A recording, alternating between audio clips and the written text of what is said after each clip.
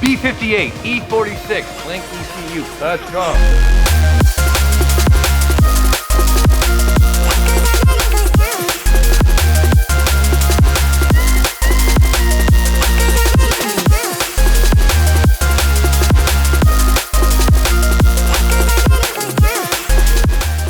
What is up, guys, and welcome back to the Drift HQ channel. This car is very cool, and if you haven't seen any videos about it, this started off as a Caves E46 M3, and we're using it to develop the B58 platform. It's a heavily developed engine in drag racing and newer Supras, but it's not super common in the grassroots drift level. So our aim of this project is to develop solutions so that the average Joe, instead of swapping a 2JZ in their car, could take a B58, keep direct injection using a Link ECU, and have a super reliable, super responsive, cool modern engine that doesn't break the bank.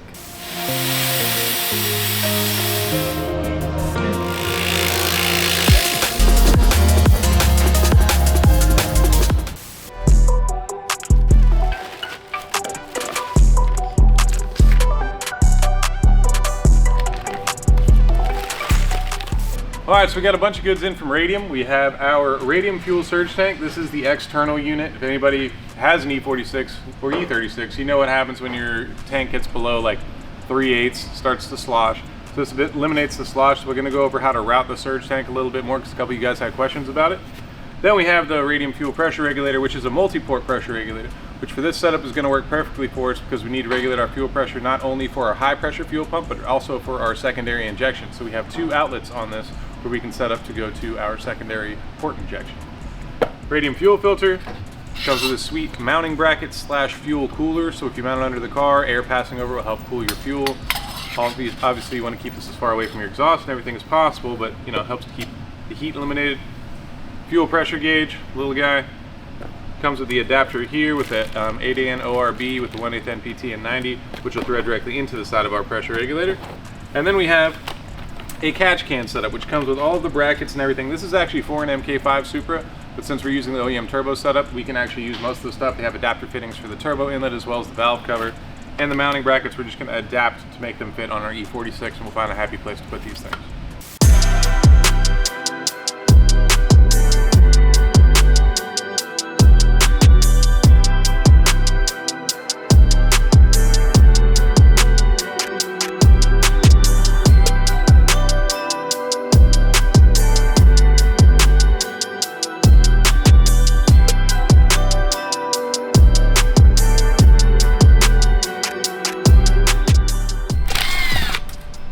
Alright, we got our Radium fuel surge tank, and we have the new DW 400s, 420s, that are smaller than the old 400s. The older 400s had big bodies on them, so this can has the larger pumps, but we're going to use the smaller ones to try out the new boys. You have 3 of them.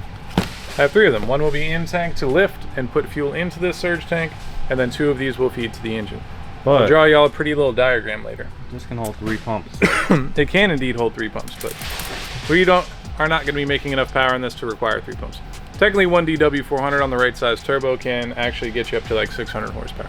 It's always nice to have a backup just in case one pump fails. At least you know it's not just gonna, grenade your engine. Look at that, isn't that pretty? So while I'm doing that, Cricket is gonna find a happy home for this thing. Back here. We're gonna mount it back. Somewhere in the middle. And I want the Radium sign to stick out just because I think it looks cool. So I'm gonna find a happy home for it. But it has to fit somewhere without these indents, so it won't squeeze down and pitch it, like. Well, there are 6 bolt holes. It doesn't really need 6 bolts, but also last thing you want is your surge tank to go inside your trunk. Yeah. Not ideal.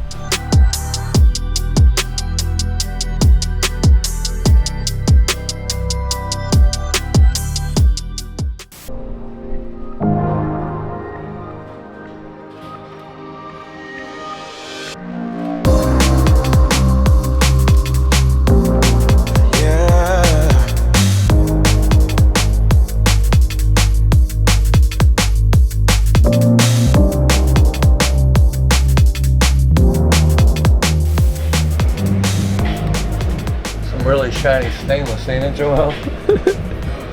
I got my Vibrant Christmas present in the mail. It is all of the aluminum that I ever wanted, plus some. So we wanted to do something different for him. He didn't want titanium. He said he wanted to try aluminum. And I haven't done one yet. So we are working on it. It was very simple. It's a couple 45s and 2 pie cuts, and I already have it within 6 inches of the axle dump. So I'll have to add on another 6 inches and maybe a couple pies just to turn it down. Or I might just cut one of these 45s that they already gave me and get it done. So we're gonna put this up there. I just have to tack on my V-band. And cool thing is, Vibrant now makes, I don't know when they came out with them, but they have aluminum V-bands. Like not your HD clamps that most people get, like an actual V-band. So it's aluminum. They have 2 sides. One side has a rubber gasket to it.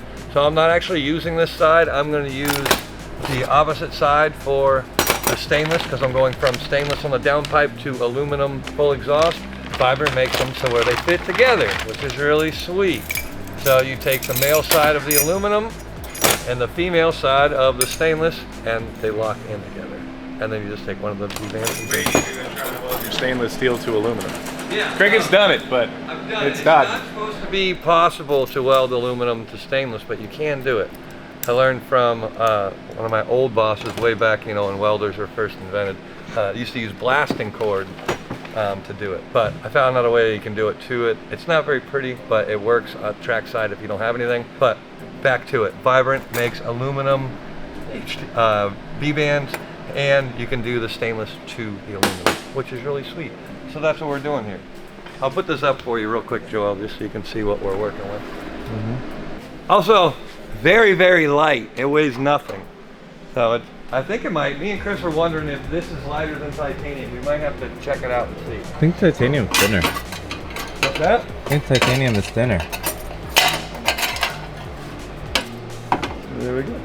I just have a little bit to go to get back past the axle, and then I can turn it down, because that's what they call for in competitions. Has to be at least past the rear axle or midway through the output shaft. And one of the big things about aluminum exhausts is that they sound completely different than... Yeah, I can't wait to see how it sounds. I have no idea. See how it sounds? Yeah, I see sounds sometimes. As a welder, you see sounds.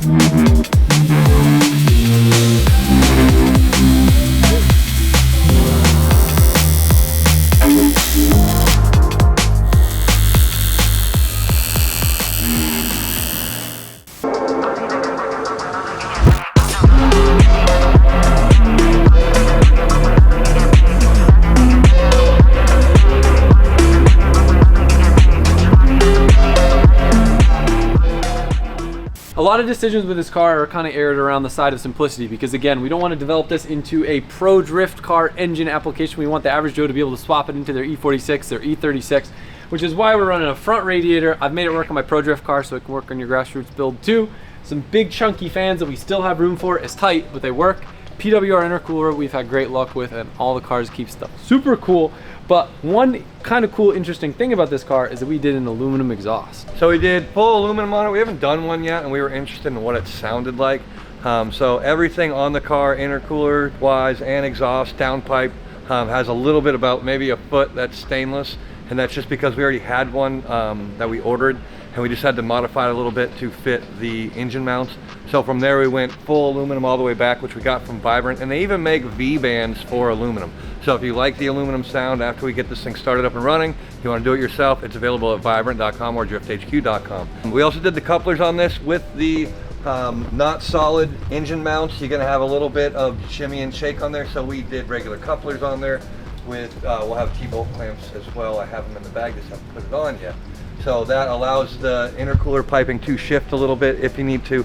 Plus, if you ever smack anything, you know, you don't ruin all of the intercooler piping. It has a little bit of give. Yeah, the HD clamps are great, but I just get nervous with the drift car, because if you ever get into a crash, then they can crack. It's harder to service and repair at the track, where the rubber couplers, pretty much everyone's always got some extras on them, so that's nice. And the aluminum exhaust is really just like, I'm a weight weenie. Weight makes such a huge, big difference on drift cars. and the aluminum doesn't break the bank.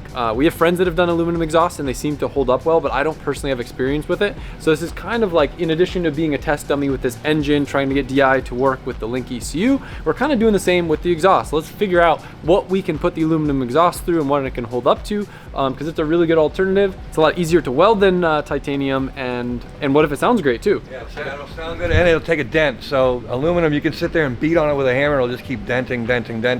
Doesn't matter how many heat cycles it's been through. Titanium is more brittle, so the more heat cycles it goes through, the more brittle it becomes. And if you dirt drop or something, you could crack it. Same thing with stainless.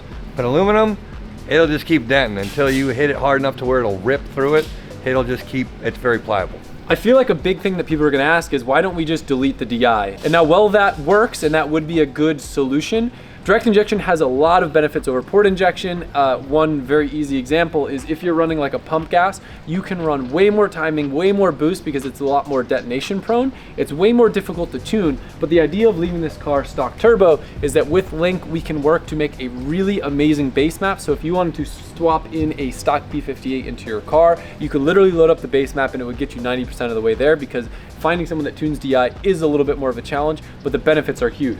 These engines are relatively high compression. I'll have Joel put it on the screen, and that's part of the reason why, if you aren't running an ethanol-based fuel, it gets very, very dicey when you delete DI, and you end up having to run really low boost and lose some of that mid-range just to keep it safe. And we've had our experiences with the DI deletes on the M54 in the past, and again, you know, keeping your piston temperatures down, they're more prone to failure after you're getting rid of that, because your fuel timing and everything like that is a big variable in keeping your pistons and everything cool and keeping the performance of the engine right where you want. And if you're wondering why an E46, there's really no intention. The way I view this chassis is it's just kind of like a host for what we're trying to develop on the engine. It will feel very similar to an E36. It's just kind of something that I had laying around. This was actually Freddie's car. He had a beautiful TIG cage done on it. It wound up in Johan's hands, and I think I traded something, or I bought this off Johan, because it was just a really good deal. To have like a cage slick E46 like this, you never know if you're gonna need to reshell a car or build another drift car, and it's the perfect thing for a scenario like this, where instead of throwing it in a street car, then having a cage and do all that stuff down the road, if I did ever want to compete in this car, take it to a track that requires a cage, it's already ready to go. Again, simplicity. I'm running an inline handbrake. I run it on the European Drift Masters car. I don't really see a need for dual caliper. As long as you have everything set up right, the little bit of feedback that you get in the foot pedal doesn't really mess you up. Plus it saves cost, plus it's simpler too.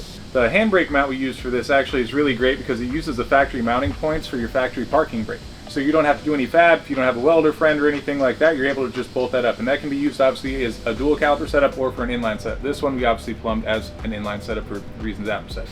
B58 is kind of an ugly engine. We have some solutions for it, some that are here already, some that aren't here yet, but I'll let Chris walk you through that. So along with a lot of the parts we've been putting in here, Radium, we got it set up with a multi-port fuel pressure regulator, which is awesome because we have, with the aftermarket intake manifold, we're going to be doing port injection as well as direct injection, because once you hit a certain point on your power threshold, you do need to add secondary injection. So this has actually two outlets for the high pressure out. One's going to feed our high pressure fuel pump and one's going to feed our low pressure injectors. Along with the point of simplifying this, these things have a crazy intense cooling system that limits like coolant flow through the cylinder head versus the block. We covered that in one of the previous videos.